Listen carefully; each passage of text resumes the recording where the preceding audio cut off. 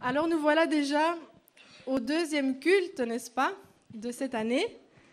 Pour ceux qui ne savent pas encore, donc 2014, c'est l'année du déblocage. Donc si ton frère, demande à ton frère à droite, à gauche, s'il est déjà au courant. En tout cas, 2014, c'est l'année du déblocage. Voilà. Il faut que tout le monde soit au courant. Merci. Merci. Alors le message que j'ai à cœur de vous apporter aujourd'hui, c'est un message que j'avais déjà commencé à travailler en décembre. Donc décembre, c'était encore l'année passée. Et je bénis vraiment Dieu parce qu'il est exactement dans le thème que nous avons reçu au 31 décembre de cette année. On a eu la même chose ce matin, on ne s'est pas concerté avec le pasteur ni rien, on a eu la même chose ce matin avec la sœur Magali, l'autre Magali qui nous a apporté la parole. C'était vraiment aussi un autre frère de l'église de l'intercession nous ont dit que c'était le même message qu'ils avaient reçu de Dieu. Donc voilà, soyons attentifs quand Dieu parle. Pour ceux qui étaient là le dimanche passé, la sœur Mireille, j'ai vraiment aimé ce qu'elle a dit. Elle nous a encouragés à ne pas rester assis. Parce que si tu penses que c'est en restant assis que ta situation va se développer, va trouver une solution, eh bien, tu risques plutôt de passer cette année, les jours vont passer, tu vas arriver au 31 décembre et puis tu vas te dire, en tout cas, au lieu de bénir Dieu pour ce qu'il a fait, tu vas commencer à murmurer. Et ce n'est pas ce que nous voulons. Est-ce qu'il y a quelqu'un comme moi qui va témoigner au 31 décembre 2014 de tout ce que Dieu a fait dans sa vie? Amen. Alors je vous encourage vraiment, on est encore en début de l'année, prenez un carnet et notez vraiment tout ce que Dieu aura fait pour vous, toutes les situations que Dieu aura fait pour vous cette année, et gardez bien ce carnet, et au 31 décembre, vraiment, que chacun d'entre nous, nous venons avec ces carnets, et on aura bien plus de témoignages que ce que nous avons eu, en tout cas cette année, je le crois. Amen. Mais pour cela, comme je dis, ne restons pas assis. C'est vrai, Dieu est bon, c'est un Dieu de miséricorde. Il a le pouvoir, c'est vrai, de débloquer toutes les situations dans nos vies, mais c'est vraiment comme une relation que nous avons avec une relation père-fils que vous pouvez avoir avec vos propres parents. Il veut que toi, en tant que son enfant, tu adoptes aussi certaines attitudes. Quel papa ici récompenserait son enfant qui passe toute la journée devant la télé, qui n'a pas de plan, qui n'a aucune motivation? Quel père ici également récompenserait un enfant qui est égoïste, un enfant qui n'écoute pas les enseignements qu'il lui donne? Je pense que personne d'ici ne donnerait quelque chose à un enfant qui est comme cela. Et c'est vraiment une relation à double sens que nous avons avec nos parents biologiques. Alors comprenons qu'avec notre Papa céleste, c'est aussi une relation à double sens. Mais ce qui se passe, c'est que nous, parfois, on est tellement fiers, orgueilleux, ou bien on est concentré sur nos petites occupations de notre vie, nos affaires personnelles, ou simplement, je peux dire qu'on manque de maturité. On est là comme ces petits-enfants, on attend que tout nous soit donné sur un plateau, on pense qu'on prie, on pleure, Seigneur, on ouvre la bouche, on reçoit. Non.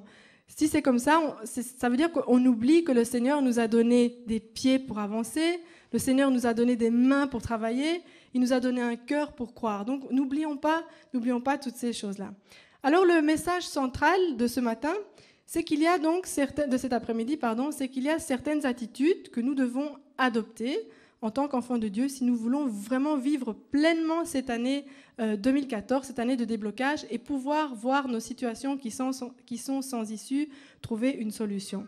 Et c'est important de préciser une chose, que ce ne sont pas nos attitudes seules qui vont nous permettre de sortir de ces situations, bien sûr que non, parce que ça...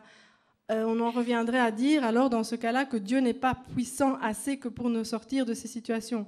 Non, bien au contraire. Mais comme je l'ai dit, le Seigneur attend de nous que nous grandissions, que nous adoptions certaines attitudes, certains comportements qui vont lui plaire et qui vont lui donner aussi ce désir de venir nous sauver dans nos situations qui nous semblent sans issue.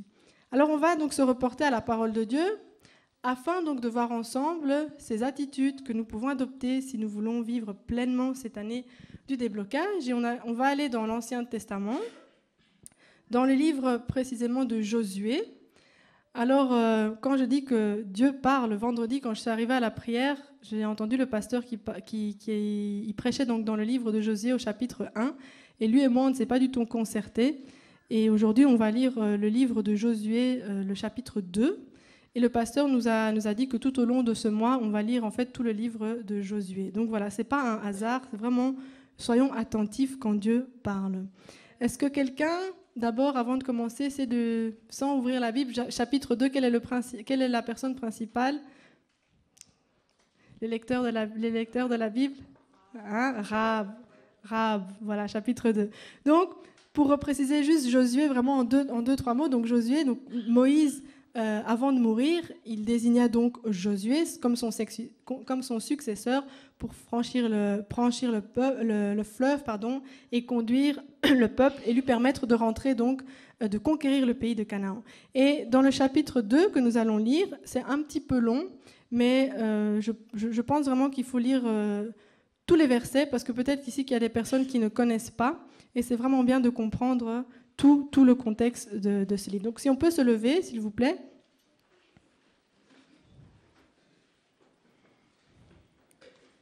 Est-ce qu'on peut projeter pour ceux s'il y en a qui n'ont pas de Bible? On va lire donc à partir du verset 1 jusqu'au verset 21. Voilà, lisons. Josué, fils de Nun, fit partir secrètement de Sittim 2 espions en leur disant « Allez examiner le pays et en particulier Jéricho. » Ils partirent et ils arrivèrent dans la maison d'une prostituée qui se nommait Rahab, et ils y couchèrent. On dit au roi de Jéricho « Voici des hommes d'entre les enfants d'Israël sont arrivés ici cette nuit pour explorer le pays. » Le roi de Jéricho envoya dire à Rahab « Fais sortir les hommes qui sont venus chez toi, qui sont entrés dans ta maison, car c'est pour explorer tout le pays qu'ils sont venus. » La femme prit les 2 hommes et les cacha, et elle dit « Il est vrai que ces hommes sont arrivés chez moi, mais je ne savais pas d'où ils étaient. Et comme la porte a dû se fermer de nuit, ces hommes sont partis. J'ignore où ils sont allés. Hâtez-vous de les poursuivre, et vous les atteindrez. » Elle les avait fait monter sur le toit et les avait cachés sous des tiges de lin qu'elle avait arrangées sur le toit. Ces gens les poursuivirent par le chemin qui mène au gué du Jourdain, et l'on ferma la porte après qu'ils furent sortis. Avant que les espions se couchent, Rahab monta vers eux sur le toit et leur dit « L'Éternel, je le sais, vous a donné ce pays. La terreur que vous inspirez nous a saisis, et tous les habitants du pays tremblent devant vous. Car nous avons appris comment, à votre sortie d'Égypte, l'Éternel a mis à sec devant vous les eaux de la mer Rouge, et comment vous avez traité les 2 rois des Amoréens au-delà du Jourdain, Sihon et Og, que vous avez dévoués par interdit. Nous l'avons appris, et nous avons perdu courage, et tous nos esprits sont abattus à votre aspect, car c'est l'Éternel votre Dieu qui est Dieu, en haut dans les cieux et en bas sur la terre. Et maintenant je vous prie, jurez-moi par l'Éternel que vous aurez pour la maison de mon Père la même bonté que j'ai eue pour vous. Donnez-moi l'assurance que vous laisserez vivre mon père, ma mère, mes frères, mes sœurs et tous ceux qui leur appartiennent, et que vous nous sauverez de la mort. » Ces hommes lui répondirent « Nous sommes prêts à mourir pour vous, si vous ne divulguez pas ce qui nous concerne. Et quand l'Éternel nous donnera le pays, nous agirons envers toi avec bonté et fidélité. » Elle les fit descendre avec une corde par la fenêtre, car la maison qu'elle habitait était sur la muraille de la ville. Elle leur dit « Allez du côté de la montagne, de peur que ceux qui vous poursuivent ne vous rencontrent.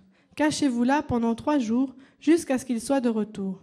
Après cela, vous suivez votre chemin. » Ces hommes lui dirent « Voici de quelle manière nous serons quittes du serment que tu nous as fait faire.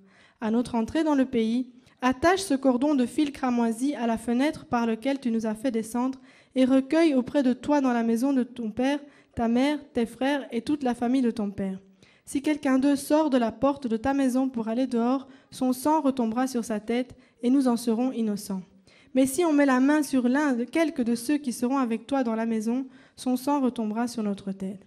Et si tu divulgues ce qui nous concerne, nous serons quittes du serment que tu nous as fait faire. » Elle répondit, « Qu'il en soit selon vos paroles. » Elle prit ainsi congé d'eux, et ils s'en allèrent, et elle attacha le cordon de cramoisi à la fenêtre. Amen. On va s'arrêter là. Vous pouvez vous asseoir. Alors vraiment, pourquoi est-ce que la Bible nous relate une telle histoire?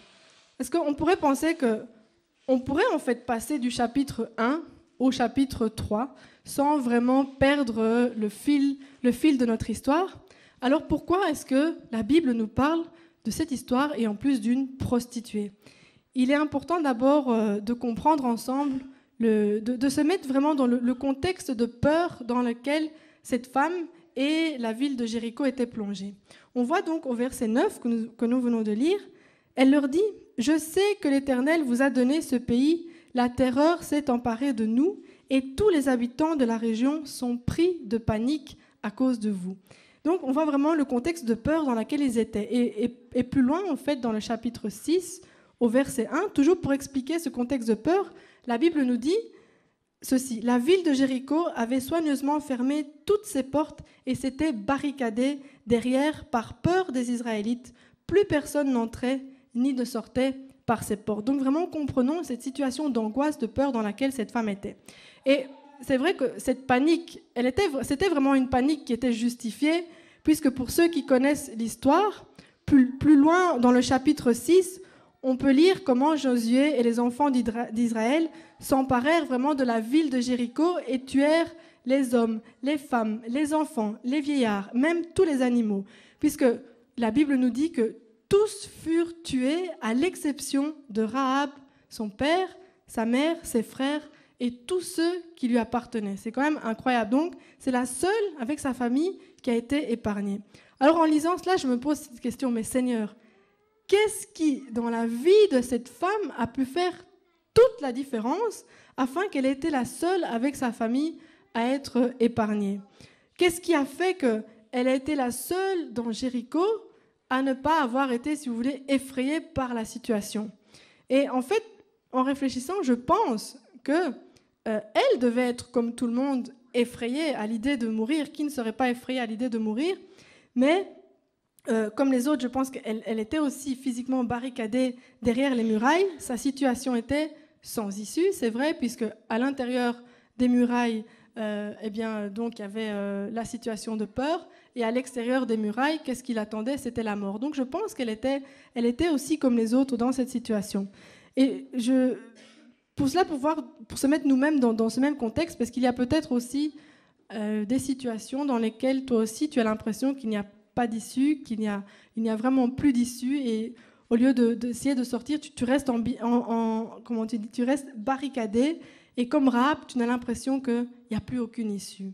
Alors on va voir ensemble quelles sont ces attitudes donc, que cette femme a pu adopter et qui lui ont permis que Dieu s'arrête sur sa situation et la fasse sortir de cette situation qu'elle pensait, en tout cas, et nous, quand on lit comme ça peut vraiment paraître sans issue. De la même manière que toi, tu as des situations, tu dis oui, mais ça, c'est une situation, il n'y a pas d'issue. On a l'impression de mettre un degré dans nos situations. Ça, c'est une petite situation, ça, c'est une grande situation.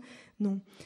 Alors, le premier point, donc, mon frère, ma sœur, fidèle des Shaddai, vous qui êtes ici, si vous voulez vraiment vivre pleinement cette année du déblocage et voir vraiment vos situations sans issue s'ouvrir, la première chose à faire, c'est ne pense jamais que tu n'es pas assez bien pour que Dieu intervienne en ta faveur. C'est vraiment quelque chose de très, très important. Ne pense jamais que tu n'es pas assez bien pour que Dieu intervienne en ta faveur. Et cela implique également de ne pas écouter ce que les autres disent sur ta vie, ce que les autres peuvent penser de toi.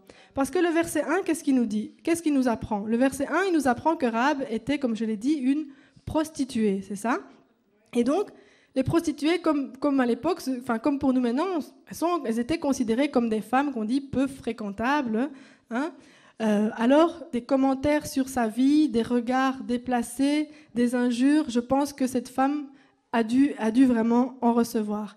Mais elle a compris une chose. Elle a compris que si elle voulait sortir de cette situation, la première chose, elle ne devait pas s'attarder à ce que les gens pensaient de sa vie. Parce que son titre dans la société ou l'étiquette qu'on pouvait lui donner de prostituée, tout ça n'ont pas été un frein pour elle. Parce que si elle avait pensé « Oh, mais je suis qu'une prostituée, ces hommes, je vais les héberger à la maison, mais je ne suis qu'une prostituée, après tout, j'ai beau les cacher, ils vont sans doute quand même venir me tuer après. » Mais elle n'a pas pensé comme ça. Si elle avait pensé comme ça, elle serait restée enfermée, elle n'aurait même pas ouvert la porte aux espions. Et ce récit de Rahab, c'est vraiment pour nous un encouragement parce qu'il brise les standards, si vous voulez, des personnes modèles qui sont habituellement utilisées par Dieu. Et pour nous, ça nous étonne de voir encore une païenne et une prostituée qui a pu recevoir la faveur de Dieu. Et ce qui était intéressant en travaillant sur ce message, c'était intéressant de voir comment même certains commentateurs bibliques ont essayé d'embellir le métier de Rahab. On a essayé un peu de nettoyer son passé. Certains disent dans les commentateurs que non, en fait, elle n'était pas prostituée, c'était une aubergiste. Elle accueillait simplement les gens. Parce que nous, les chrétiens, on a encore du mal à comprendre comment une personne de mauvaise vie ou une personne qui n'a pas une vie en règle selon la société peut recevoir la faveur de Dieu. Donc même les commentateurs bibliques chrétiens essayent d'un peu dire non, elle n'était peut-être pas une prostituée. Alors revenons à l'origine du mot hébreu, donc pour comprendre est-ce qu'elle était vraiment une prostituée, parce que dans le chapitre 2, le mot grec, donc il a décrit, c'est zana. Et zana, la traduction en français, c'est bien prostituée. Et dans le livre des Hébreux, au chapitre 11, on ira un peu plus tard, on parle aussi donc de la prostituée, donc la traduction prostituée, et le mot grec se traduit également par prostituée. Donc, elle était bien ce qu'elle était, c'était bien une prostituée. C'est important d'accentuer là-dessus, de ne pas essayer de nettoyer son passé. Mais Dieu n'a pas tenu compte que c'était une femme, donc comme je dis, une femme de mauvaise vie. Le passé de cette femme n'a pas été un frein pour que Dieu la bénisse. Et cela nous enseigne deux choses. Cela nous enseigne premièrement que personne n'est mauvais assez que pour être sauvé, recevoir la grâce. La deuxième chose, c'est que Dieu utilise qui il veut. Donc, ce qui veut dire, c'est vraiment important de comprendre ces deux choses-là. Si tu arrives à comprendre que Dieu peut utiliser qui il veut pour sa gloire et que personne n'est assez mauvais pour être sauvé, eh bien, si tu comprenais ça, peut-être qu'on arrêterait enfin de juger les personnes qui ne répondent pas aux critères d'une vie bien rangée, papa, maman, les enfants, etc. Si on arrive à comprendre ça, on arrêterait peut-être de juger. Si on arrive à comprendre ça, on ne va peut-être plus murmurer lorsque nous avons une sœur qui vient d'arriver à l'église, dont sa vie ne reflète pas encore la vie de Christ peut-être, mais que Dieu est en train de bénir, de bénir, de bénir. Si on comprend ces choses-là, tu ne vas pas murmurer, parce que tu sais que Dieu utilise qui il veut, et tu n'es personne pour juger ce que Dieu veut faire dans la vie de cette sœur. Donc vraiment, n'oublions pas que tous ici, nous avons un passé. Je pense que personne n'aimerait on vienne révéler ici, du haut de la chair, le passé de chacun d'entre nous. Donc personne ne peut être jugé, même sur les pires moments de sa vie. Donc si nous arrivons à comprendre ça, que comme Rahab qui était prostituée, que Dieu utilise qui il veut pour sa gloire, et également que personne n'est mauvais assez que pour être sauvé, de la même manière, nous-mêmes, lorsque nous serions jugés, ou que les gens parleraient de toi, de ta vie actuelle, eh bien tout cela ne t'atteindrait pas. Tout cela ne t'atteindrait pas, tu resterais ferme à l'église, tu ne vas pas t'enfuir parce que toi, tu sais une chose, c'est que pour Dieu, tu ne seras jamais mauvaise assez pour qu'il te pardonne, pour qu'il te fasse du bien et pour qu'il intervienne dans ta situation. Et ce qui est encore plus incroyable, c'est que dans le Nouveau Testament, on apprend que cette femme, donc je le répète, qui était une prostituée, elle va se retrouver dans la généalogie de qui ? De Jésus. Donc, on vérifie avec moi, dans le livre de Matthieu, donc au chapitre 1er, on ne va pas tout lire, parce que le temps passe vite. Donc, au verset 1er, on parle donc de la généalogie de Jésus-Christ, fils de David, fils d'Abraham. Donc, on parle de Jésus-Christ que nous connaissons tous. Au verset 5, donc on va commencer la généalogie, mais je ne vais pas tout lire, on parle donc de Salmon engendra Boaz de Rahab. C'est ce que la Bible nous dit. Salmon engendra Boaz de Rahab. Et la liste des descendants se poursuit, jusqu'à ce que l'on arrive à notre Seigneur Jésus-Christ, au verset 16, qui nous dit « Jacob engendra Joseph, l'époux de Marie, de laquelle est né Jésus, qui est appelé Christ. » Donc cette femme prostituée va se retrouver dans la généalogie de notre Seigneur Jésus-Christ, qui n'a connu aucun péché. Donc s'il vous plaît, arrêtons de juger. Si ta sœur est bénie, ok, elle ne rentre pas dans le cadre, mais tu ne sais pas ce que Dieu est en train de faire dans sa vie. Donc, comme je dis, nous avons tous des choses dans notre passé qu'on pense qui pourraient nous freiner, en fait, qui pourraient freiner Dieu et l'empêcher de venir aujourd'hui nous sortir de la situation, mais vraiment comprenons que nos actions passées ne pourront jamais nous empêcher de recevoir la grâce de Dieu. Donc aussi, comme je l'ai dit, un encouragement, ne laisse personne te dire à la vue de ta situation actuelle que tu n'es pas assez bien, parce que personne, comme je le répète, ne sait ce que Dieu va faire de toi dans un futur proche ou un futur plus éloigné. Parce que si tu écoutes cela, tu prendras jamais de risque. Hein, comme Rahab, si elle avait écouté cela, elle n'aurait jamais pris de risque.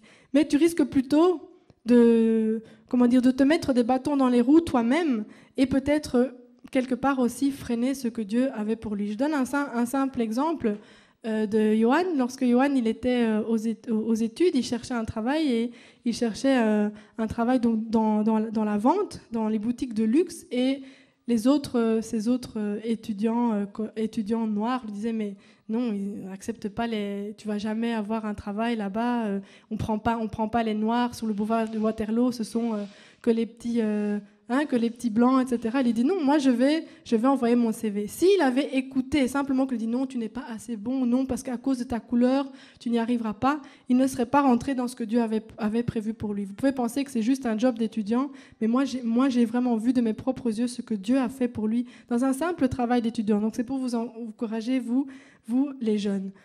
Donc Là où les autres étudiants devaient travailler dans les restaurants tous les soirs de la semaine, plus le samedi, plus le dimanche, lui, simplement en travaillant dans cette boutique de luxe, où on lui avait dit qu'on n'acceptait pas les noirs, eh bien, juste en travaillant le samedi, il gagnait peut-être la même chose que les autres. Donc, n'écoutez pas ce qu'on vous dit sur votre vie. Personne ne peut dire que vous n'êtes pas assez bien. Donc, soyez vraiment encouragés. Dieu interviendra en ta faveur, même si ta situation actuelle semble un peu en désordre, ou même si tes propres parents, tes propres frères et sœurs t'ont dit que tu n'y arriverais pas. Et c'est important de préciser quand même une chose, c'est que la vie de Rahab, la vie de prostitution qu'elle avait, cette vie de désordre, elle l'avait lorsqu'elle était éloignée de Dieu. C'est important donc de préciser. C'était lorsqu'elle était éloignée de Dieu. Parce qu'il est important de préciser que pour nous qui nous disons chrétiens, qui nous disons remplis du Saint-Esprit et qui avons accepté Jésus-Christ comme notre Seigneur et Sauveur, on peut se glorifier de rien, on est d'accord. C'est le Saint-Esprit qui nous a convaincus des péchés, et de ces péchés, on a pris la décision de suivre Jésus. Donc, nous pouvons nous glorifier de rien, mais nous ne pouvons plus nous comporter, bien sûr, avoir des comportements. On parle ici de la prostitution, etc. Mais vous savez, donc, toutes les choses qu'on ne peut plus faire. Nous, en tant que chrétiens, bien sûr, nous qui nous sommes rapprochés de Dieu, nous devons vraiment tout faire pour refléter une vie qui reflète vraiment celle de Jésus-Christ. Donc, le deuxième point, fidèle d'El Shaddai, si tu veux rentrer pleinement, vivre pleinement cette année du déblocage et sortir de cette situation qui te semble sans issue, la deuxième attitude, c'est pouvoir saisir la grâce lorsqu'elle se présente à toi. C'est vraiment quelque chose de très important et quelque chose que Rahab avait compris. La grâce, qu'est-ce que la grâce? Le dictionnaire nous dit la grâce, donc c'est une faveur à accorder à une personne pour lui être agréable. La remise, ou c'est également la remise de peine, de pardon. On parle aussi de la grâce présidentielle. Mais c'est la même chose, la grâce divine, c'est la même chose. C'est une faveur imméritée, une faveur que nous n'avons pas méritée. Ce n'est pas une faveur qui nous est octroyée parce que nous sommes méritants. Dans ce cas-là, ce ne serait plus une grâce, mais ce serait un mérite. La grâce ne nous est pas offerte non plus parce que nous en sommes dignes. Au contraire, la grâce, elle va vraiment passer à côté de ceux qui se jugent dignes et elle va atteindre justement ceux qui se trouvent indignes. Et Éphésiens 2:8 nous dit « Car c'est par la grâce que vous êtes sauvés, par le moyen de la foi, et cela ne vient pas de vous, c'est le don de Dieu. » C'est vraiment ça. Et même le monde nous enseigne cela. Jamais, vous êtes d'accord avec moi, jamais on a gracié un innocent, n'est-ce pas? C'est seulement les coupables qui peuvent être graciés. Alors imaginez-vous un peu cet homme dans sa cellule de prison dont le verdict a été coupable et la sentence serait la mort. C'est vraiment un homme qui vivrait vraiment dans la crainte. Tout ce qu'il attend, c'est qu'on vienne le réveiller le matin pour qu'on vienne lui dire, voilà, c'est aujourd'hui, il ne te reste plus que 2 heures à vivre. Donc, dans les faits, cet homme est vraiment condamné. Il vit juste en attendant l'exécution, à moins que, un exemple dans le monde, à moins que, qu'est-ce qui peut se passer? Qu'il y ait une grâce royale ou présidentielle qui puisse s'exercer en sa faveur. Ce serait la seule chose qui pourrait le sortir de cette situation-là. Et si on revient à Rahab, dans le contexte de notre histoire, connaissant ce que Dieu avait fait pour le peuple d'Israël, Rahab voit en la présence des espions, elle voit une opportunité qu'elle ne peut pas rater. Donc elle dit au verset 9, « L'Éternel, je le sais, vous a donné ce pays, la terreur que vous inspirez nous a saisis, et tous les habitants du pays tremblent devant vous. » Et puis ensuite, du verset 10 au verset 11, elle continue d'exposer sa connaissance donc du Dieu d'Israël. Et à partir du verset 12, c'est là qu'on s'arrête, à partir du verset 12 jusqu'au verset 13, elle parle vraiment de sorte que la grâce qu'elle a en face d'elle ne lui échappe pas. Je veux dire le verset 12 et 13, elle dit « Et maintenant je vous prie, jurez-moi par l'Éternel que vous aurez pour la maison de mon Père la même bonté que j'ai eue pour vous. Donnez-moi l'assurance que vous laisseriez vivre mon père, ma mère, mes frères, mes sœurs et tous ceux qui leur appartiennent et que vous nous sauverez de la mort. » C'était vraiment, elle parle de sorte que la grâce qu'elle a devant elle ne lui échappe pas.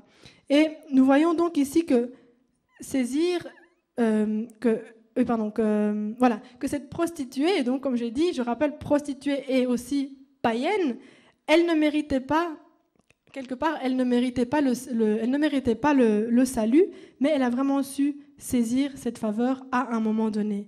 Et comment?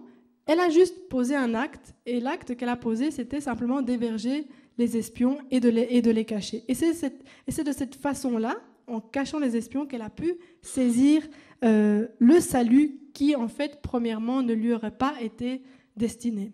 Donc, on comprend aussi ici que saisir la grâce, quand elle se présente à nous, c'est aussi quelque part prendre un risque. Il y a un risque, il y a cette notion de risque. Parce qu'en hébergeant ces hommes israélites, elle aurait pu, le roi de Jéricho aurait pu la tuer s'il avait appris qu'elle avait fait cela.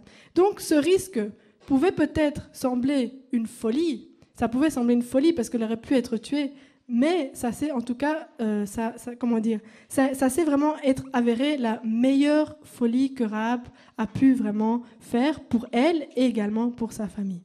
Et je pense que nous, en tant que chrétiens, vous savez ici, sur la terre, comment la grâce a été manifestée sur la terre. Vous savez, j'espère, comment la grâce a été manifestée sur la terre. Au travers de qui? De Jésus, voilà. Donc, pour faire comprendre aux hommes la grâce, Dieu est venu en la personne de Jésus-Christ sur la terre. Et c'est ce que nous dit Jean 1, verset 17. « La loi a été donnée par Moïse, mais la grâce et la vérité sont venues par Jésus-Christ. » Alors, on va voir ensemble deux exemples dans le Nouveau Testament de personnes qui ont vraiment, pour bien expliquer, de personnes qui ont pu, elles aussi, saisir la grâce qui était donc Jésus. Le premier exemple, je vais pas lire, je vais juste vous donner le passage, mais c'est un passage que tout le monde connaît, une histoire que tout le monde connaît, la femme qui avait les pertes de sang, hein, que vous pouvez trouver pour ceux qui notent dans Luc, chapitre 8, au verset 43. Cette femme aussi, elle ne méritait pas, en fait. Elle ne méritait pas d'être guérie parce qu'elle était considérée par les autres comme une personne impure, n'est-ce pas, à cause de sa maladie, et cette maladie qui l'excluait carrément de tout contact avec la société. Mais voyant que Jésus passait par là, elle a saisi sa guérison. Elle a saisi sa guérison qui était vraiment pour elle une faveur qu'elle n'aurait pas méritée. Et c'est vraiment un exemple, voilà, d'une femme qui a pu saisir sa grâce au travers donc, de Jésus-Christ. Le deuxième exemple que je vais donner, c'est le brigand sur la croix. Vous connaissez bien aussi les brigands sur la croix, donc dans Luc chapitre 23, versets 39 à 43. Lorsque Jésus était cloué sur la croix, eh bien la grâce, elle était à la croix. La grâce était vraiment à la croix. Et le premier brigand, lui, il n'a pas compris cela. Le premier brigand, lui, il n'a pas pu saisir sa grâce. Il a été même jusqu'à injurier la grâce qui était là, juste à côté de lui. Alors que le deuxième brigand, lui, il a su saisir cette grâce qui était juste à côté de lui. Et je dirais avec le même, imaginez-vous, ils sont sur la croix, donc avec le peu de force qu'il avait encore, il lui restait sans doute des faibles forces, même physiques, il a pu saisir cette grâce. Donc même toi, dans ta situation, tu as l'impression qu'il n'y a plus beaucoup de force, il te reste presque plus, mais avec le peu de force, vraiment saisis cette grâce. Et c'est comme cela, en saisissant sa grâce, que Jésus déversa son pardon dans le cœur de ce brigand qui avait un cœur vraiment repentant, en lui assurant un salut total. Avec cette phrase qui lui dit « Aujourd'hui, tu seras avec moi dans le paradis ». C'est vraiment un passage qui est vraiment très très fort. Le troisième exemple que je pourrais donner de personne qui a su saisir sa grâce, ça pourrait être toi, ça pourrait être moi, n'est-ce pas? Puisque comme le brigand, nous étions condamnés, on était vraiment condamnés à mourir à cause de nos péchés. Notre situation était comme ce brigand en fait, sans issue. Mais à un moment de notre vie, on a entendu parler de Jésus-Christ. Et lorsque le Saint-Esprit nous a convaincus du péché, nous avons posé cet acte en saisissant vraiment la grâce qui se présentait devant nous. Et comment est-ce qu'on a saisi cette grâce? Nous, en tant que chrétiens, c'est en acceptant Jésus-Christ comme notre Seigneur et Sauveur. Donc, ça ne veut pas dire que nous sommes meilleurs, nous qui avons Jésus-Christ. Nous ne sommes pas meilleurs, nous ne sommes pas plus dignes, mais nous avons pris un risque. C'est vraiment un risque. On a pris le risque de saisir cette grâce manifestée en Jésus-Christ. Et laissez-moi vous dire que c'est le meilleur risque qu'on peut prendre vraiment dans une vie. Romains 6, 23 nous dit « Car le salaire du péché, c'est la mort ». C'est là-dedans que nous étions, n'est-ce pas? Mais le don gratuit de Dieu, c'est la vie éternelle en Jésus-Christ notre Seigneur. Donc, il n'y a pas d'autre endroit. Si tu ne veux pas mourir, c'est saisis, prends ce risque de saisir Jésus-Christ. Donc, vraiment, je ne connais pas la vie spirituelle de tout le monde. Donc, s'il y a des gens encore dans cette assemblée qui n'ont pas encore saisi cette grâce, tu vois, la grâce, ne la laisse pas passer devant toi. Sois vraiment encouragé et comme je dis, avec le peu de force qu'il te reste, saisis cette grâce parce que Jésus, il est là, il est vraiment au milieu de nous, à côté de nous et il est le seul à pouvoir nous sortir de toutes nos situations qui nous semblent sans issue. Mais pour cela, comme j'ai dit, il y a une démarche à faire, il y a un acte à poser qui est premièrement de nous approcher de lui, de reconnaître notre vie de péché et puis de le saisir. Et pour ceux d'entre nous qui avons déjà fait cette démarche, nous qui avons déjà accepté Jésus-Christ dans notre vie comme Seigneur et Sauveur, eh bien, tout au long de notre marche chrétienne, il y aura encore plein de fois où nous devons faire cette démarche de saisir notre grâce. Et je prends par exemple le plan sur 20 ans. Pour ceux d'entre nous qui ont reçu les enseignements donc, du pasteur sur Dieu veut ta réussite, que le pasteur a donné au mois de décembre, et qui nous a demandé donc de faire ce plan sur 20 ans, quelqu'un qui a saisi sa grâce, c'est le frère ou la sœur qui est venu à tous les enseignements, qui a essayé en tout cas de prendre le temps de venir, de prendre des notes, et maintenant qui a rendu son plan. C'est une façon pour nous aussi de saisir ta grâce. Certains ont compris, c'est ce que le pasteur a dit, d'autres n'ont pas compris.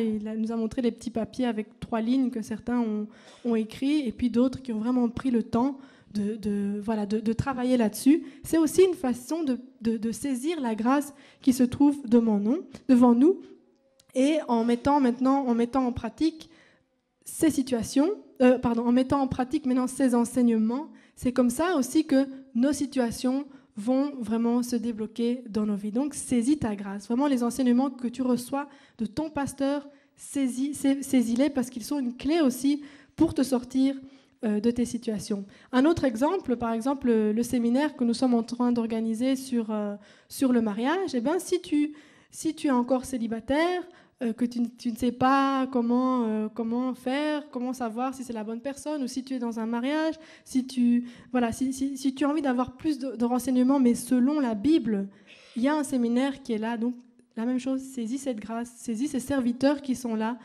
Ils ne viennent pas pour eux aussi ont leurs problèmes, mais ils ne viennent pas pour eux, ils viennent vraiment pour nous. Donc, saisissons aussi cette grâce. Soyons vraiment actifs au point de réellement poser des actes qui fait en fait que nous puissions recevoir les bienfaits de toutes ces grâces qui sont devant nous. Parce que la solution à notre problème, parfois on a l'impression que c'est très très loin, mais parfois la solution elle est là, juste à côté de nous. Donc, troisième point, donc fidèle d'El Shaddai, si tu veux vivre pleinement cette année du déblocage et sortir des situations qui te semblent sans issue, vis une foi active. Donc, c'est-à-dire une foi qui pose des actes, pas juste une foi vraiment qui pose des actes. Parce que c'est cette foi vivante qui a permis à Rahab de sortir de la situation dans laquelle elle était. Donc, juste un petit rappel au sens biblique, qu'est-ce que la Bible nous dit donc sur la foi? Qu'est-ce que c'est la foi?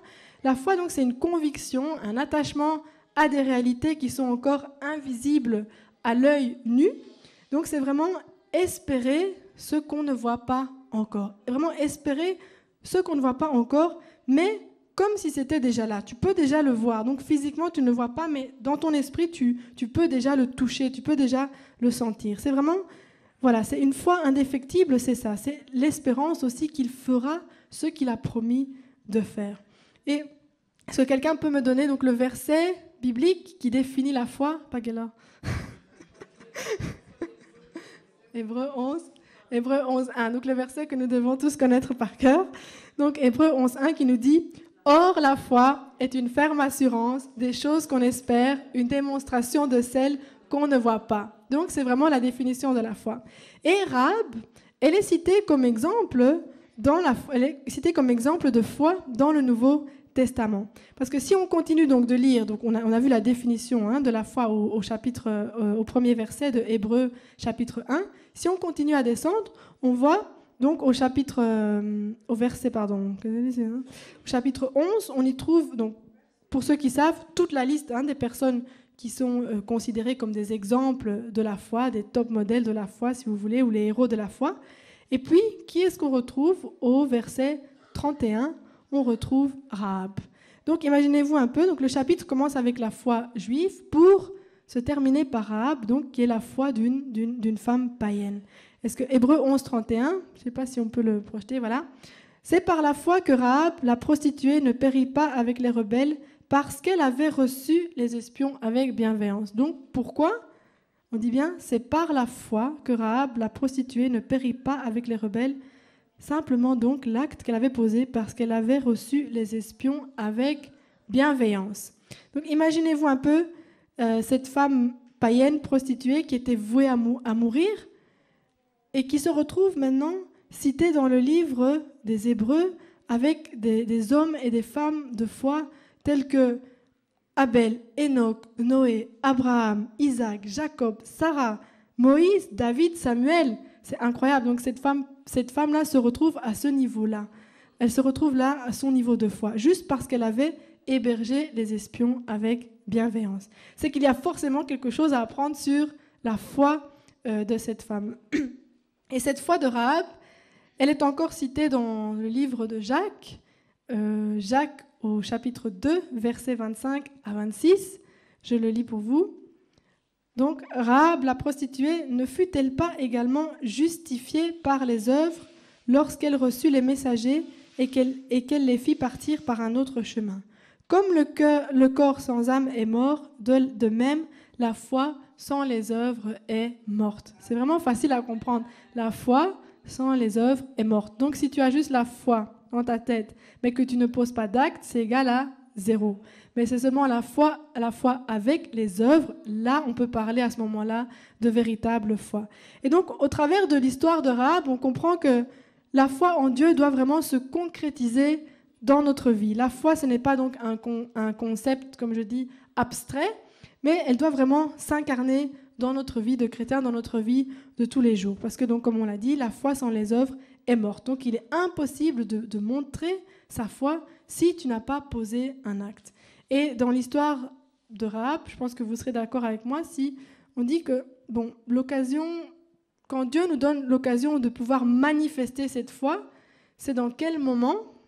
Je suis désolée de dire, c'est dans les moments vraiment critiques. C'est seulement dans les moments critiques que nous pouvons manifester notre foi. On n'aime pas entendre ça, mais c'est dans des moments critiques que Dieu veut que tu manifestes cette foi.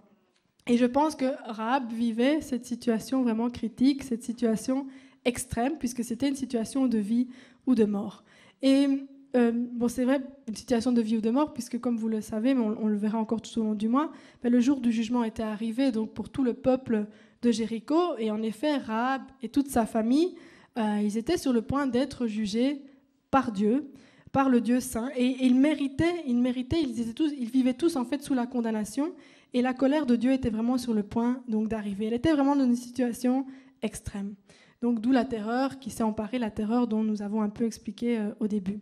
Mais dans cette situation extrême, Rahab, elle va vraiment manifester une attitude différente de tout le monde, puisqu'on dit que c'est la seule qui sera épargnée. Elle va vraiment manifester une attitude que les autres n'ont pas eue, parce que, en effet, les autres, comme elle, avaient peut-être cru au Dieu des Israélites, mais eux sont restés chez eux, barricadés. Eux, peut-être, ils avaient aussi cru, mais elle, à la différence, elle a vraiment cru à ce Dieu, mais elle avait une foi active, puisqu'elle a reçu la grâce chez elle, elle a reçu les espions avec bienveillance, et par là, elle a aussi pris un risque de périr dans les mains, bien sûr, du roi. Et donc, dans notre vie pratique, dans notre vie de chrétien, de notre foi doivent vraiment découler des œuvres. Donc, comme je l'ai dit, c'est vraiment important, je le répète, et notre foi ne peut pas se limiter à une simple croyance. Donc, la foi n'existe pas si elle n'est pas mise en œuvre dans notre vie. On doit vraiment poser des actes qui prouvent que non, j'espère encore. Et pour donner un exemple, je pensais donc à notre domaine ici, Kevin qui a fait des petites photos que le pasteur nous a demandé d'acheter à 100 €. Et le pasteur, il n'a pas besoin de nos 100 € pour mettre dans la caisse de l'église. Non, c'est pas ça. On n'a pas besoin de 100 € pour remplir la caisse de l'église, même si on a toujours besoin d'argent. Non. Ce que le pasteur veut nous essayer de nous faire comprendre, c'est que en achetant ça, tu poses un acte de foi. Tu poses vraiment un acte de foi. C'est pas pour lui faire plaisir. Si tu ne crois pas, ne prends pas. Ne dépose pas 100 € parce que tu vas perdre 100 €. 100 €, on peut faire quand même pas mal de choses avec. Si tu ne crois pas, et de ce que j'ai entendu, il y a certaines personnes qui ne croient pas, qui ont dit cash, bon, voilà, il vaut mieux le dire clairement. Mais si tu ne crois pas au projet, ne mets pas les 100 €. Mais ce que le pasteur veut que tu fasses, c'est que tu poses une pierre. Tu poses vraiment une pierre par la foi. Parce que quand tu seras dans ce domaine, tu pourras dire « Ah oui, j'avais posé un acte de foi. » Et c'est que par la foi qu'on peut voir ce projet. Pas autrement. Parce que si on voit comme ça, non, on ne peut pas. C'est seulement ceux qui sont par la foi, qui sont peut-être, il ne faut pas dire plus spirituels, parce que la foi, ce n'est pas compliqué, ce n'est pas ça. Mais c'est vraiment seulement par la foi que tu peux voir la réalisation de ce domaine. Donc voilà, posons vraiment des actes qui prouvent qu'on espère encore. Alors, la quatrième chose, toujours, si vous voulez vraiment vivre cette année du déblocage et voir vraiment vos situations sans issue se débloquer, la quatrième attitude que tu dois avoir tout au long donc, de cette année, et même encore après, mais j'insiste sur 2014, c'est que ton cœur soit toujours tourné vers ton prochain. Et ça, c'est vraiment quelque chose de capital. C'est quelque chose de simple, mais pourtant qui est difficile, mais c'est capital. Et quand on retourne dans l'histoire de Rahab, donc dans Josué 2, toujours au verset ici 12 et 13, on voit que Rahab avait à cœur sa famille. Et c'est ce que nous dit le verset 12 et 13. « Et maintenant, je vous prie, jurez-moi par l'Éternel que vous aurez pour la maison de mon Père la même bonté que j'ai eue pour vous. Donnez-moi l'assurance que vous laisserez vivre mon Père, ma mère, mes frères, mes sœurs et tous ceux qui leur appartiennent et que vous nous sauverez de la mort. » Quand on dit « et tous ceux qui vous appartiennent », c'est vrai que ça peut faire référence à des enfants, à des petits-enfants, peut-être à des parents plus éloignés, ou même peut-être à du personnel de maison, on ne sait pas. Mais on ne sait pas, la Bible ne nous dit pas combien ils étaient, mais on peut se dire que, bon, ça peut sembler normal, là on est ici, on est assis, tout va bien, ça peut nous sembler normal. Vous vous dites sans doute que, oh non, moi c'est sûr que si j'étais à sa place, j'aurais fait la même chose, j'aurais essayé de sauver mon père, ma mère, mes tantes, mes oncles, le personnel de maison. Non, je pense que personne d'entre nous ne peut dire ce qu'en situation d'extrême, en situation de vie ou de mort, on aurait fait. On aurait peut-être essayé, mais en tout cas, elle y est arrivée parce que je crois qu'elle avait vraiment une femme courageuse, mais qui avait vraiment le souci pour sa famille. Parce que c'est vrai que quand on entend des récits de guerre, nous c'est facile, on est ici, tout va bien, mais quand on entend des récits de guerre, c'est pas rare d'entendre des parents qui ont dû faire un choix qui n'ont pas pu sauver tous leurs enfants. Donc voilà, ce sont des choses qui peuvent se passer. Et voilà, mais Rahab, pour avoir pris ce risque de sauver non seulement sa peau, mais aussi une énorme partie de sa famille, je pense que cette femme devait forcément avoir un cœur pour les autres. Et c'est ça qui intéresse Dieu, au final. C'est pour ça que Dieu s'est arrêté sur elle, parce qu'elle avait un cœur aussi pour les autres. Ce qui intéresse Dieu, ce n'est pas son physique, son apparence, ce qu'elle faisait. Elle était éloignée de Dieu, elle ne le connaissait pas. Ce qui l'intéressait, c'était son cœur. Et c'est ce que la Bible nous dit dans 1 Samuel 16, verset 16, chapitre 16, verset 7. « L'homme regarde à ce qui frappe les yeux, mais l'Éternel regarde au cœur. » C'est vraiment aussi simple entre guillemets que ça. Donc, Dieu ici s'est arrêté, comme j'ai dit, sur une femme païenne, qui était en plus une prostituée, mais qui avait un cœur pour les autres. Donc, tout le contraire d'une personne égoïste et qui aurait peut-être qui aurait saisi sa grâce et qui aurait voulu garder juste la grâce pour elle-même. Mais non, ici, elle a vraiment, sa grâce a profité à toute sa famille. Elle va prendre le risque vraiment de sauver sa famille et de partager la grâce qu'elle a pu attraper en accueillant les Israélites, donc les serviteurs de Dieu. Et donc, en tant que chrétiens, pourquoi est-ce que nous devons toujours avoir un cœur tourné vers les autres? Ben, c'est simple, c'est que c'est pas juste une attitude que nous devons avoir. Dieu nous dit que c'est un ordre, c'est un commandement que nous devons avoir. Ce n'est pas juste une attitude pour plaire au pasteur, pour faire bien, pour être apprécié. C'est un ordre. Et c'est ce que nous dit Matthieu 22, 36, versets 36 à 39, que je vais lire. « Maître, quel est le plus grand commandement de la loi ?» Jésus lui répondit. « Tu aimeras le Seigneur ton Dieu de tout ton cœur et de toute ton âme et de toute ta pensée. C'est le premier et le plus grand commandement. Et voici le second qui lui est semblable. Tu aimeras ton prochain comme toi-même. » Donc c'est vraiment pour nous en tant que chrétiens, c'est un ordre. Et pourquoi je dis ça dans cette année du déblocage, c'est avoir un cœur tourné vers les autres. Donc comme je dis, c'est une attitude que nous devons jamais cesser d'avoir. Mais je dis cela, et Magali a parlé aussi, a touché 2-3 mots là-dessus ce matin, de peur que nous restions juste focalisés sur l'accomplissement ou la réalisation des requêtes que nous avons faites. Nous avons tous eu ici, nous avons tous fait notre plan sur 20 ans, nous avons tous des désirs, mais je dis cela afin qu'on ne reste pas focalisé seulement là-dessus. Parce que oui, je suis sûre qu'il y en a qui ont demandé le mariage, la santé financière, les papiers, les enfants, tout ça sont des choses tout à fait légitimes. Elles sont tout à fait légitimes, c'est des choses que Dieu sait. Mais posons-nous vraiment ces questions.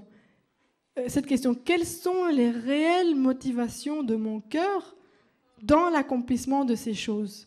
Donc c'est ça la vraie question. Parce que Dieu, te donner des enfants, te bénir financièrement, voilà, il va le faire. Mais dans ton cœur, quelles sont vraiment les réelles motivations dans ton cœur de voir cet accomplissement? Parce que Dieu, comprenons-le, Dieu, lui, il regarde aux intentions de ton cœur. Il regarde vraiment aux intentions. Avant de nous bénir, il examine les motifs vraiment de ta requête. Est-ce que tu veux être béni juste pour te comparer à? Est-ce que tu veux être béni juste pour pouvoir montrer que? Non. Dieu regarde aux motifs. Donc parfois, parce que ton motif est mauvais, Dieu ne va pas bénir. Et la Bible nous le dit, ce n'est pas moi. Je prends la version du Semeur qui dit dans Jacques 4,3, « Ou bien quand vous demandez, vous ne recevez pas parce que vous demandez avec de mauvais motifs. » Ça, c'est la version du Semeur, avec de mauvais motifs. Vous voulez que ce que vous demandez serve à votre propre plaisir. Et le psaume, chapitre 16, au verset 2, nous dit aussi ceci, dans la version du Semeur. « Vous pouvez penser que tout ce que vous faites est bien, mais c'est l'Éternel qui apprécie vos motivations. » Et pour connaître les motivations qui sont bonnes, eh bien, nous avons la parole qui nous enseigne là-dessus. Donc vraiment, tout au long de cette année 2014, gardons toujours à cœur d'avoir toujours un cœur tourné vers les autres. Et pour nous, en tant que chrétiens, qu'est-ce que cela veut véritablement dire, avoir un cœur pour les autres? Bien, la première chose, c'est avoir un cœur pour les âmes perdues. Donc ça veut dire travailler à l'évangélisation. C'est ça. Avoir un cœur pour les autres, c'est voir qu'il y en a d'autres qui ne sont pas encore acceptés Jésus-Christ et travailler vraiment dans ce sens. Ça, c'est vraiment une des plus grandes missions que nous avons sur cette terre. Et comme Rahab qui a vraiment eu le souci du salut pour sa famille, de la même manière, ayons aussi le souci du salut pour notre famille. Et vraiment, c'est ce que Magali nous a enseigné encore ce matin. Partager donc cette grâce qu'on a reçue, cette parole qu'on a reçue, la partager avec nos enfants, la partager avec les gens qui n'ont pas encore entendu parler de Jésus-Christ. On commence d'abord chez nous, dans notre famille, et puis on étend cela à l'extérieur. Donc, que le déblocage de ta situation, lorsque ta situation va se débloquer, qu'elle puisse également contribuer au salut des âmes. Parce que tu ne sais pas, peut-être ton témoignage peut toucher une âme qui ne connaissait pas encore le Seigneur. Et au travers de ton témoignage, tu peux encourager quelqu'un, tu peux l'amener à Christ. Donc, quand tu seras béni, n'oublie pas de partager cela avec les autres. Donc, vraiment, c'est vraiment très important. Et donc, concrètement encore, qu'est-ce que ça veut dire pour nous, en tant que chrétiens, avoir un cœur pour les autres? C'est également être une bénédiction pour les autres. Donc, c'est ce que nous proclamons, n'est-ce pas, dans la confession que nous avons pour cette année, être une bénédiction pour les autres. Et donc, que vraiment que le déblocage de ta situation, donc, comme je l'ai dit, puisse te bénir non seulement toi, peut-être ta famille, mais voilà, voyons plus large, que ta bénédiction soit plus large que juste dans ta maison. Je donne un exemple, une bénédiction financière. Je pense que sur le plan de 20 ans, aucun d'entre nous n'a dit qu'il voulait avoir le même état de son compte bancaire dans 20 ans. C'est un exemple. Je pense que tous, on aspire à avoir une santé financière. Voilà. Et donc, si tu pries pour ça, comme j'ai dit, pose-toi la question. Quel est ton objectif final? Parce que, comme j'ai dit, Dieu peut te bénir financièrement. Ça, c'est vraiment pas un problème. Mais comme j'ai dit, il regarde ton cœur. Quelle est la finalité? Est-ce que c'est juste pour pouvoir donner une grosse dîme, que le pasteur voit que tu donnes bien ta dîme et que tu penses que tu fais avancer l'église, ou parce que de cette façon-là, tu pourras mettre tes enfants dans un bon collège, ou voilà, vivre dans une belle maison à Luxembourg. Comme j'ai dit, toutes ces choses-là sont légitimes, mais qu'est-ce qu'il y a derrière? Tu peux contribuer à la contribution. Est-ce que dans votre plan sur 20 ans, vous avez mis que vous souhaitez être béni financièrement, mais pour pouvoir aussi contribuer à l'avancement du domaine, contribuer il y a plein de choses que nous avons à faire. Il y a des projets sociaux, il y a énormément de choses que nous pouvons même commencer à Luxembourg. Donc ce sont tous des motifs que Dieu regarde et qu'il honore. Alors, l'autre chose à faire, que nous devons faire, une autre attitude, si tu veux vivre vraiment pleinement cette année du déblocage et sortir de cette situation qui te semble sans issue, sois patient, et c'est important de garder les yeux fixés, comme je dis, sur le fil rouge. Donc, la patience, c'est pas quelque chose de facile. Le dictionnaire nous dit que c'est la qualité de quelqu'un qui sait attendre avec calme, qui supporte les choses avec sang-froid.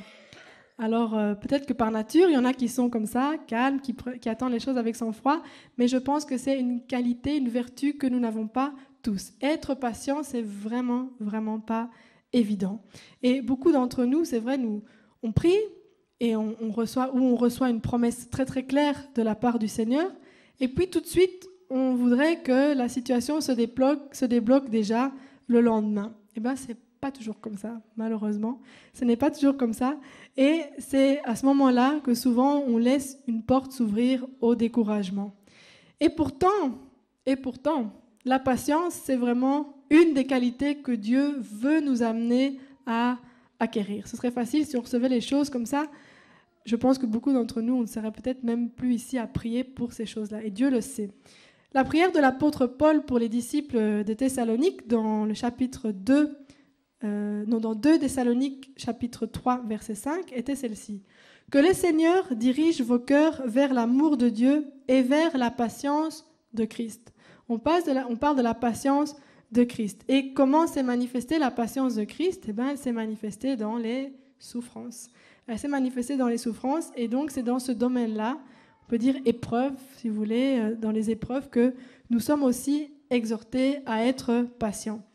Et c'est Paul qui écrit également dans Romains, au chapitre 12, verset 12, « Soyez patients dans l'affliction, persévérez dans la prière. » Et si nous revenons à Rahab, en effet, entre la promesse et le serment qui a été fait à Rahab par les Israélites, donc qu'elle aurait la vie sauve, elle ainsi que toute sa famille, et le moment maintenant où effectivement elle n'a pas été tuée, il y a des jours qui se sont passés, n'est-ce pas, entre ces deux moments-là. Et donc les Israélites lui ont fait la promesse que si elle ne les trahit pas, eh bien, eux aussi, ils lui épargneront sa vie lorsqu'ils reviendront prendre possession du pays. Mais imaginez-vous un peu, donc ça c'est le premier soulagement pour elle. Ils lui disent, ok, si tu ne nous trahis pas, nous non plus, on ne te tuera pas. Donc c'est le premier ouf de soulagement, c'est une partie de la victoire. De la même manière que nous, parfois, ça se peut, on peut recevoir une prophétie ici, tu as un moment difficile et voilà, quelqu'un te parle à travers d'un frère, une sœur, et voilà, tu sais, c'est le premier soulagement, tu es apaisé. Voilà, tu dis, Seigneur, merci, je reçois cette promesse, mais maintenant, après, il y a le temps de l'attente. Et c'est souvent là que c'est difficile. Parce que elle, Rahab, quelques heures, donc dès que les Israélites sont partis, elle a accroché le fil rouge, n'est-ce pas, à sa porte. Mais quelques heures après, on peut se demander qu'est-ce qui s'est passé dans sa tête. Elle est là à attendre, sans connaître ni le jour, ni l'heure de l'attaque. Pendant ce temps-là, n'oublions pas qu'elle a aussi dû convaincre sa famille de venir. Ils devaient tous être dans la même maison. C'était ça le deal, qu'ils soient tous ensemble sous le même toit. Donc, si elle leur a vraiment expliqué, ils ont dû se dire peut-être, mais bon, toi, tu es une prostituée, tu crois vraiment que ces hommes vont nous épargner? Pourquoi nous? Qu'est-ce qu'on a de plus? Penses-tu sérieusement que ces Israélites vont nous épargner? Et je ne sais pas si quelqu'un voit de quoi je parle, mais souvent, ces choses-là viennent de l'intérieur. Ça vient souvent de la maison, des parents, des frères et sœurs, ou souvent, je le dis, des membres de l'Église. Souvent, c'est les découragements. Ça vient, oui, mais regarde la sœur, là, on lui a dit son boulot, son CDI, ça fait quand même 3 ans, quoi. C'est des choses comme ça qu'on entend, et ça fait mal. Ça fait mal, oui, regarde, toujours pas mariée, pourtant. Voilà, et c'est souvent des choses qu'on entend ici, entre nous. Et c'est vraiment difficile, ça peut être vraiment blessant. Donc, parfois, c'est vrai qu'on ne veut même pas écouter, c'est même pas qu'on veut écouter, mais on a entendu, c'est rentré dans notre oreille, et puis ça travaille à la maison, on entend ça, ça se répète dans notre cerveau, alors que nous, on ne voulait même pas écouter. Et c'est là que tu commences à douter. Et donc, voilà Rahab, qui est dans ce temps de l'attente, elle est vraiment dans ce temps de l'attente. Elle voit d'un côté le fil rouge, elle regarde le fil rouge qui lui rappelle vraiment la promesse, ce que les Israélites lui ont promis. Donc en regardant le fil rouge, ça la réconforte. De la même manière que nous, quand on pense aux promesses, on dit Seigneur merci, voilà, on s'accroche à ça. Et puis de l'autre côté, il y a peut-être les doutes, sa famille qui lui ont dit oui mais bon, tu es sûr que... Et donc voilà, on est un petit peu, nous aussi, entre les deux. On ne sait pas, on ne saura jamais vraiment dire ce qui s'est passé dans sa tête. Là, je me pose la question, qu'est-ce qui a dû se passer dans sa tête? On ne saura jamais dire. Mais la seule chose dont on est sûr, c'est qu'elle n'a pas pris la fuite. Et ça, c'est vraiment important. Elle n'a pas pris la fuite. Elle est restée là, elle n'a pas pris la fuite, elle a pu convaincre sa famille de venir sous le même toit, et ils n'ont pas été donc tués. Et après, on va le lire donc apparemment tout au long du mois de janvier, on va parler du livre de Josué. Et bien, quelque temps après, la réalisation de la promesse arriva. Donc, ce passage que, pour la plupart d'entre nous, vous connaissez bien dans le chapitre 6 de Josué, où ils entrèrent enfin donc, dans le pays de Jéricho. Et Rahab et les siens donc, ont été épargnés, ainsi que tous ceux qui leur appartenaient. Donc, est-ce que, comme moi, vous pensez que Rahab a bien fait d'attendre? Est-ce qu'elle avait bien fait d'attendre? Oui, elle avait bien fait d'attendre. Je crois vraiment que ça en valait la peine, non seulement pour elle, mais aussi pour toute sa famille. Donc, toi aussi, là où tu es, ça vaut la peine d'attendre. C'est vrai que dans la pratique, on a tous reçu, si vous avez reçu les enseignements, nous avons vraiment reçu tous la promesse que 2014, c'est vraiment l'année du déblocage. Et là, nous sommes seulement dans le premier mois de l'année, et je bénis Dieu parce que pour certains d'entre nous, certaines situations ont déjà été débloquées. Voilà, pour certains d'entre vous ici. Pour d'autres, les portes ne s'ouvriront peut-être qu'en février, en mars, avril, mai, juin, juillet. D'autres vont peut-être attendre septembre, novembre, décembre. Donc, ce ne sera pas tous, les portes ne vont pas s'ouvrir, c'est une réalité, les portes ne vont pas s'ouvrir tous au même moment, mais on sait qu'elles vont s'ouvrir. Alors, quand le doute, quand le découragement, parce que c'est ça qui nous intéresse. Moi, je dis, OK, mais ce qui nous intéresse, c'est le temps d'attente. Là, on fait quoi? Qu'est-ce qu'on fait maintenant en attendant que la porte s'ouvre, que la promesse? Donc, en attendant, tu garde les yeux fixés sur le fil rouge. Comme Rahab, qui est vraiment la promesse que ton problème va se débloquer. C'est la promesse aura vraiment son accomplissement. Et donc, pour terminer, voir donc toujours dans ce point quelles sont quelques attitudes que nous devons adopter pendant ce temps de l'attente qui est vraiment pas facile. Qu'est-ce qui peut nous aider dans ce temps? Première attitude, c'est garder le silence. C'est vraiment important. Garder le silence et ne pas s'agiter. Donc, pas commencer à aller à gauche, à droite, tu vois, maintenant, on est déjà en mars, etc. Donc, toi, tu restes calme. C'est ce que Exode 14 nous dit, « L'Éternel combattra pour vous et vous gardez le silence. » Donc, si on est au mois de mars, la porte ne s'est toujours pas ouverte, tu gardes le silence. Deuxième chose à faire, c'est toujours continuer à servir Dieu. Ne t'assieds pas. Ne croyez pas que parce que je suis ici devant, le pasteur m'a mis là parce que toutes mes portes étaient débloquées. Bien au contraire. Là, au moment où je vous parle, il y a des portes qui sont fermées, mais je continue de le servir. Je ne m'assieds pas. Et c'est vraiment, il y a une démarche à faire. Je pourrais m'asseoir. Je pourrais me dire, non, il faut se lever. Il faut se lever parce que c'est vraiment une attitude que nous devons avoir.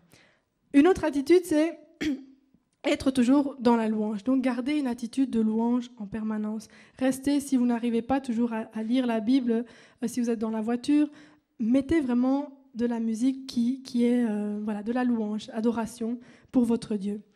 Une autre attitude, pendant ce temps de l'attente, apprendre à se réjouir pour ton frère et ta sœur qui a déjà reçu son déblocage. Et ça, c'est vraiment une clé. En attendant ton tour, réjouis-toi pour la sœur qui a eu son CDI. Réjouis-toi pour le célibataire qui s'est marié avant toi. Réjouis-toi pour la stérile qui a enfanté avant toi. Vraiment, réjouissons-nous pour les frères et sœurs. C'est vraiment une attitude que nous devons avoir tout au long de cette année. Une autre attitude pendant ce temps de l'attente, rester attaché à ton Église. Il n'y a pas d'autre endroit. La promesse, on l'a reçue ici. Si tu t'en vas, c'est peut-être le jour où tu vas partir là, faire tes choses, que la bénédiction allait descendre. Donc, reste attaché à ton Église.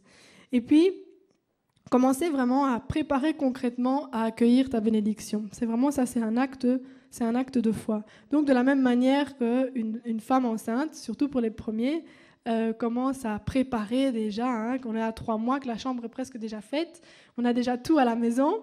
De la même manière, fais la même chose pour la situation que tu vis. Commence à visualiser, commence à préparer. Et ça, c'est ça qui plaît à Dieu. Tu commences à préparer, à voir la chose et à poser des actes. Et il ne faut pas avoir peur, se dire oui, mais si je fais, non, si je fais et qu'après il n'y a pas, si je fais et puis après, non. Parce que ça, c'est manque de foi. C'est vraiment manque de foi. Donc, tu vois par la foi, tu poses un acte et tu dis voilà, Seigneur, je le pose par la foi. Et puis, une autre attitude, c'est toujours de plonger nos regards dans la parole de Dieu. Il ne faut pas s'éparpiller. Ne perds pas du temps ailleurs que vraiment dans des moments d'intimité avec ton Dieu au travers de la lecture de sa parole. Et il ne faut pas aussi hésiter à demander à Dieu des signes clairs. Ça peut être difficile, mais demande à Dieu un signe clair. Seigneur, quand? Seigneur, mon frère a déjà eu, ma sœur a déjà eu. Moi, quand? Les autres me regardent. Seigneur, moi, c'est quand? Demande un signe clair à Dieu. Il n'y a pas de mal à demander un signe clair à Dieu et la direction du Saint-Esprit. Donc, c'est des choses que nous pouvons faire pendant ce temps d'attente. Alors voilà, le temps passe très vite. Donc, c'était les attitudes que nous devons adopter. Donc, comme je dis, Dieu est tout-puissant. Il pourrait maintenant débloquer toutes nos situations, mais il attend que nous-mêmes, nous nous levions et que nous adoptions certaines attitudes. Donc, voilà, donc nous bénissons vraiment Dieu pour sa parole, cette parole avec laquelle c'est vraiment important de marcher tout au long de cette année 2014, cette parole dans laquelle aussi nous avons tiré les promesses. C'est de cette parole seulement que nous avons tiré les promesses. Les promesses ne sont pas tirées de la bouche du pasteur. Le pasteur lui-même a tiré ces promesses de la parole de Dieu. Donc, cette année du déblocage. Et donc, comme je l'ai dit, ne restons pas assis. Voilà, parce qu'on ne veut pas qu'aucun d'entre nous ne voit passer l'année comme ça, 2014, sous ses yeux. On arrive à la fin de l'année et on commence à murmurer. Voilà, donc je répète les attitudes que nous devons avoir, que nous devons adopter si nous voulons vraiment lire. Premièrement, c'était ne pense jamais que tu n'es pas assez bien pour que Dieu intervienne en ta faveur. Apprends vraiment, la deuxième attitude, saisis la grâce lorsqu'elle se présente devant toi. Apprends à discerner lorsque la grâce se présente devant toi et saisis-la. La troisième attitude, vis une foi active, comme j'ai insisté, une foi qui pose vraiment des actes. Et quatrièmement, que ton cœur soit toujours tourné vers ton prochain, que tes bénédictions profitent non seulement à toi, mais aussi à tes prochains. Sois patient et garde vraiment les yeux fixés sur le fil rouge. Donc vraiment, pour ceux qui ont pris note, mettez cela vraiment en pratique. Mettez cela en pratique. Notez dans votre carnet les situations que Dieu va débloquer. Témoignez pour la gloire de Dieu, non pas pour vous-même ou pour montrer que non, Dieu a fait chez moi aussi. Non, témoignez vraiment pour la gloire de Dieu, c'est vraiment quelque chose de très important. Alors, je pense qu'il reste 10 minutes. On peut prier, on va se lever, prier. Parce qu'on n'a pas dit que c'est facile. Hein. On n'a pas dit les attitudes qu'on doit avoir, on n'a pas dit que c'est facile. Donc, on va vraiment prier que le Seigneur nous aide. Nous aide pendant cette année de déblocage à ne pas désespérer. Parce que comme je l'ai dit, on n'est qu'en janvier.